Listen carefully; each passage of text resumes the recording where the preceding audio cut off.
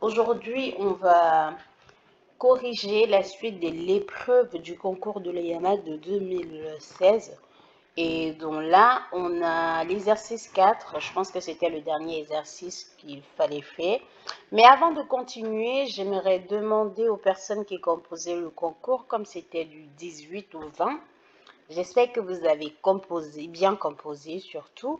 Et j'aimerais rappeler, ou peut-être il y a même certains qui vont se poser la question pourquoi on continue la correction des examens et tout. Je fais partie des personnes qui anticipent, qui pensent que lorsqu'on fait des choses, ça doit être sur des années.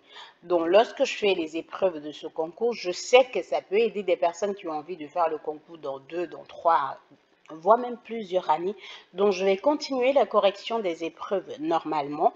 Et bien évidemment, pour les gens qui savent déjà qu'ils doivent faire le concours l'année prochaine, prenez le temps de commencer à bien vous préparer. Donc on va continuer. On a un polynôme Pn de x qui est défini comme ceci, comme vous voyez, et on veut déterminer explicitement P1, P2 et P3. Donc on veut déterminer P1. Alors là, je vais tout simplement écrire de ce côté. Donc ça, c'est pour la première question. P1 va être tout simplement égal à 1 plus x divisé par factoriel de 1, ce qui est égal à x plus 1.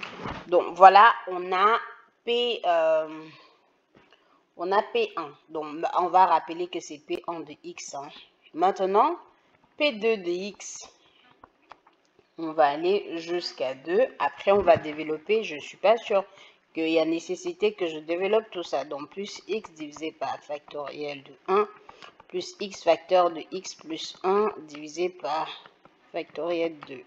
Et donc, ça fait 1 plus x plus 1 sur 2 facteur de x au carré plus x. Alors, vous développez et vous allez réduire au même dénominateur. Donc, ce n'est pas vraiment la priorité là. Donc, ça, vous avez P3 de x, c'est égal à 1. Donc, on va maintenant jusqu'à 3, comme vous voyez. Donc, ça fait tout simplement P2 de x, plus ce qu'on a déjà là, plus ce qui reste, pardon, x facteur de x plus 1, facteur de x plus 2, divisé par 3, par factoriel de 3.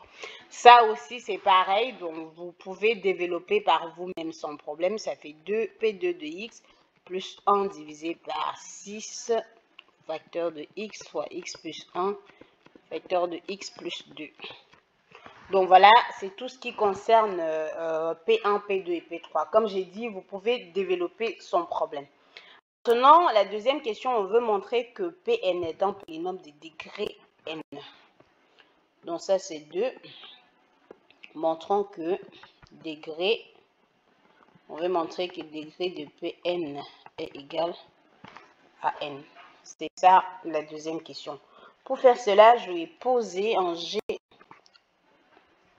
Donc on va dire, posons Gn de x.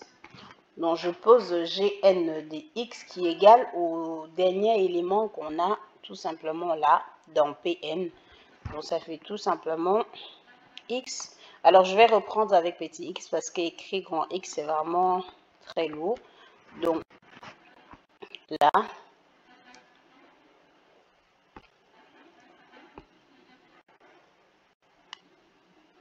ok. Donc x facteur de x plus 2. On va jusqu'à facteur de x. Là, je réécris, c'est vraiment l'expression qui a x plus n moins 1, le dernier élément qu'on a dans Pn divisé par factoriel de n. Donc, c'est ça. Et vous pouvez constater ceci, c'est égal à 1 sur factoriel de n produit sur les j allant de 1 jusqu'à n moins 1 de x plus j. Donc, vous voyez, on peut encore écrire le g de n comme ceci. Gn de x comme cette expression. Maintenant, qu'est-ce qu'on va faire? Vous pouvez remarquer que, étant donné que cet élément, c'est le dernier élément de Pn, ça veut tout simplement dire que le degré de Pn de x est tout simplement égal au degré de Gn de x. Alors, si je montre que le degré de Gn est égal à n, c'est gagné. Et donc, pour cela, je vais tout simplement dire, montrons que degré, alors je vais dire degré, pas Gn, montrons que degré de Gn de x est égal à n. Je vais faire cela par récurrence parce que comme vous voyez, si on suppose, je vais tout simplement dire qu'on considère la proposition. On considère la proposition Hn qui est définie, donc la proposition Hn est définie degré de Gn de x égale à n. Et ça, bien évidemment, cette proposition est définie pour tout n supérieur ou égal à 1. Maintenant, pour n, alors là, on n'arrive plus à bien voir Gn. Je vais peut-être écrire de ce côté, comme ça, on arrive à voir en parallèle. Donc, pour n égale à 1, on a G de 1 qui est égal à quoi?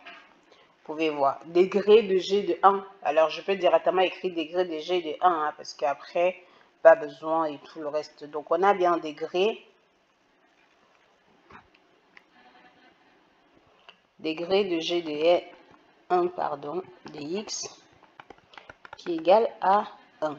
Donc, H1 est vrai. C'est vrai que généralement, on note la proposition Pn, mais bon, comme déjà ici dans cet exercice, on avait Pn et tout le reste, on peut faire autrement. Maintenant, supposons que pour tout, on va dire pour tout cas strictement supérieur à 1, HK est vrai. Donc, on suppose que HK est vrai pour tout cas supérieur ou égal à 1.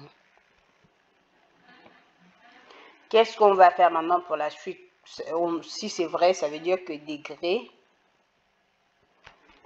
de GK de X est tout simplement égal à K. Ça, c'est ce que ça signifie. Donc, maintenant, on va montrer que H de K plus 1 est vrai. C'est-à-dire montrer que degré de G de K plus 1 de X est égal à N plus 1. Pas N plus 1 égale à K plus 1, parce qu'on a l'expression de K.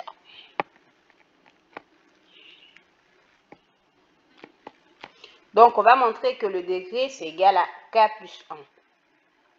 Maintenant, je pars de ce que j'ai déjà, sur le fait qu'on part du fait qu'on a déjà le degré de GK et tout ça. Donc, on écrit d'abord GK plus 1. Vous rappelez-vous de l'expression de GK. Alors, je vais un peu agrandir pour qu'on arrive à bien écrire les choses. Donc, G de K plus 1 de X est tout simplement égal à 1 divisé par K plus 1 fois le produit sur les J. Produit sur les J allant de 0 jusqu'à K de X plus G. De cette expression, je peux ressortir le K et aller jusqu'à K moins 1. C'est encore égal à 1 divisé par K. Alors, il y a un factoriel ici, hein, comme c'était factoriel de N pour P. Donc, 1 divisé par K plus 1 factoriel fois le produit sur les J allant de 0 jusqu'à K moins 1, facteur de X plus J. Et ceci maintenant multiplié par X plus K. Donc là, ça fait fois X plus K. Or, on peut constater que ça donne tout simplement X plus K divisé par K plus 1 factoriel fois GK de X. Donc ça, c'est fois gk de x. Or, par hypothèse, on a déjà degré de gk qui est égal à k. Et maintenant, le degré de ceci, c'est 1. Et donc, on peut tout simplement dire que le degré de gk plus 1 de x va être égal à degré de gk plus degré de x plus k, ce qui me donne tout simplement k plus 1.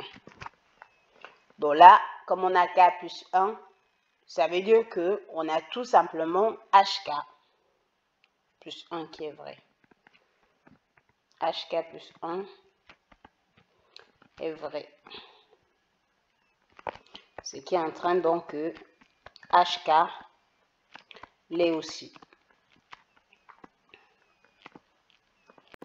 Et donc maintenant, juste pour conclure, étant donné que ce qu'on voulait montrer, ça veut dire que degré de gn de x égale à n. Ce qui est par conséquent entraîne que le degré de Pn de x est tout simplement égal à 1. N, pardon, pourquoi je dis 1 à n. Donc voilà, c'est tout ce qu'il y avait pour le degré. Maintenant, pour continuer dans la suite, on va passer à la troisième question. On veut montrer que le coefficient dominant. Alors juste, je peux réduire la taille du truc et on revient à l'épreuve. Donc voilà, on a l'épreuve ici. Donc la troisième question, elle est là. On veut montrer que le coefficient dominant de P, on veut montrer que son coefficient dominant est tout simplement 1 divisé par factoriel de n. Donc maintenant, comment on fait ça? Déjà, le coefficient dominant de P correspond au coefficient du polynôme de plus haut degré, c'est-à-dire le polynôme Gn qu'on a considéré tout à l'heure. Et donc, comme on a considéré Gn comme ceci, on peut tout simplement voir que, où je réécris l'expression de G de n de x égale à 1 divisé par factoriel de n. Voilà, ça c'est pas bon. Voilà le produit sur les j allant de 0 jusqu'à n-1 de x plus j. De x plus j. Donc maintenant, en partant de là, le coefficient dominant, vous voyez bien, correspond bien à ce coefficient qui est là. C'est bien ce coefficient. Et donc, on a tout simplement lambda n. Ah oui, ça devient quand même assez long pour écrire. Donc, on a tout simplement lambda n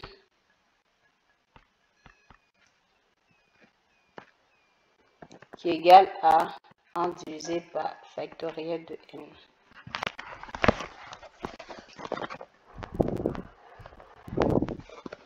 Voilà. Maintenant, on va passer à la question. Alors, c'est quelle question? La question de démontrer que cette somme, on veut démontrer que cette somme est égale à 0. Donc, on veut démontrer que cette somme donne 0. Somme sur les cas et tout ça. Pour la question 4, on veut démontrer que la somme sur les k, sur les j allant de 0 jusqu'à k de moins 1 puissance égale à 0. Donc, je vais utiliser la formule du binôme de Newton. Donc, on prend juste le fait que 1 plus x puissance k, c'est égal à la somme sur les k, pardon, sur les j plutôt, sur les j allant de 0 jusqu'à k, combinaison de j dans k. Et donc, comme on n'a que 1 puissance n moins k et tout, donc je vais garder x puissance j. Donc, on va dire comme ça, x puissance j.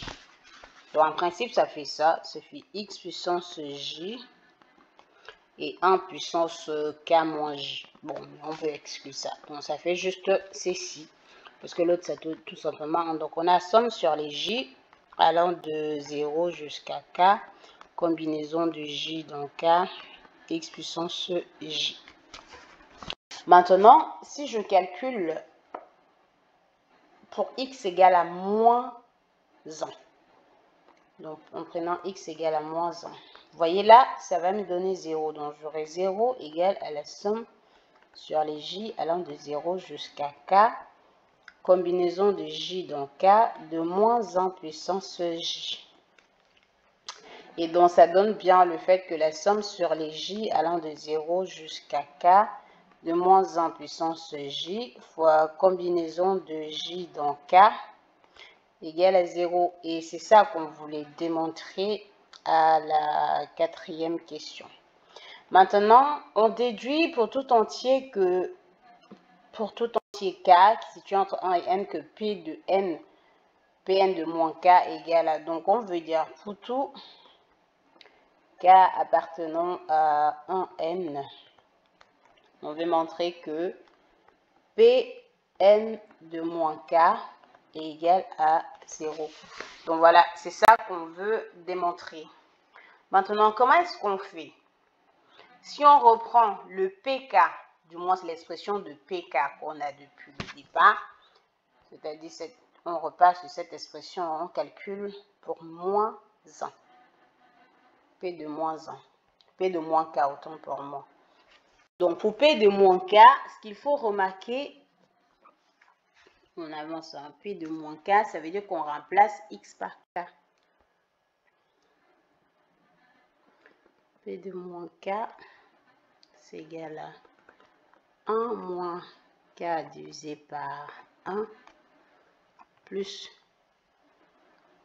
k facteur de k moins 1 divisé par 1. Là, je remplace bien dans les expressions, parce qu'après, ici, vous ne voulez pas voir. Donc, si je remplace k par moins 1, on aura moins k, et je mets le moins en facteur, ça me donne plus. Donc, c'est pour ça que j'ai plus divisé par factoriel de 2 moins. Et donc là, ça va s'alterner avec les trucs pairs et les impairs. On aura moins, plus et tout ça. Donc là, ça fait moins k facteur de k moins 1, facteur de k moins 2, divisé par factoriel 3. Et ceci, on va jusqu'à quoi? Plus moins 1 puissance n de k moins 1 jusqu'à k moins n plus 1 divisé par alors k moins n moins 1. Donc avec le moins, si on met le moins, ça devient n moins 1. Parenthèse ici, divisé par factoriel de n. Et donc, combinaison de k, si vous remarquez bien, combinaison de 0 dans k, c'est égal à 1. Et combinaison de 1 dans k, c'est égal à quoi? Ça fait factoriel de k divisé par 1 moins 1 factoriel, si on dit k moins 1 factoriel. Et ceci, ça nous donne tout simplement factoriel, ça nous donne k, pas factoriel de k, parce que ça se simplifie sur le dernier. Il y a un k ici qui a sauté. Et si on fait pareil, donc on va au fait que combinaison de 2 dans k, c'est les simplifications. En fait, c'est juste une façon de vous montrer que tout ce qu'on a ici, c'est une sorte de une forme de simplification de ce qu'on a là, des combinaisons en fait, c'est juste ça. En combinaison de 2, c'est tout simplement factoriel de k divisé par factoriel de 2 fois k moins 2 factoriel. Alors ceci, c'est encore égal à k fois k moins 1 divisé tout simplement par factoriel de 2. Et donc, globalement, avec tout ça, si je remplace, ça veut dire que P de moins K, alors remarquez bien qu'il y avait les moins devant les termes, hein. Il y a moins là, il y a plus, il y a moins, donc moins devant les termes impairs. Donc, P de moins K, ça me fait combinaison de 0 dans K, moins combinaison de 1 dans K, plus combinaison de 2 dans K, moins combinaison de 3 dans K. Et on va ainsi de suite jusqu'à plus moins 1 puissance n, combinaison de n dans K. Et donc, maintenant, ce qu'on fait, qu'est-ce qu'on va compléter pour la suite? On aura tout simplement, j'écris ça sous forme de somme, hein. C'est ça. J'écris ça sous forme de somme. Donc, ce que ça nous donne là, ça fait tout simplement la somme sur les K. On va pas dire sur les K, sur les N. C'est mieux, on garde maintenant les N. Ou les J comme on avait au départ. Donc, ça fait comme sur les J. La somme va jusqu'à N. Donc, si on va jusqu'à N, c'est pas mal. Ah oui, maintenant, là, observez parce qu'il faut bien faire la différence. C'est ça. C'est pour K. Donc, il faut bien faire la différence là-dessus. Et donc, ça fait somme de N allant de 0 jusqu'à K de moins 1 puissance N de combinaison de N dans K. Et ça, c'est pareil. C'est un peu comme si on avait la même somme qu'on avait tout à l'heure, sauf que là, on a N au lieu de J. Les variables sont muettes. Donc, ça permet de dire que ça égale à 0. Donc, P de moins K est tout simplement égal à 0. Maintenant, la dernière question, c'est pour la factorisation de... Donc, c'était la 5e question. Factorisation de Pn. On vient de montrer que P de Pn de moins K, alors j'ai mis P, c'est Pn, égale à 0. Ça veut dire que moins K est une racine.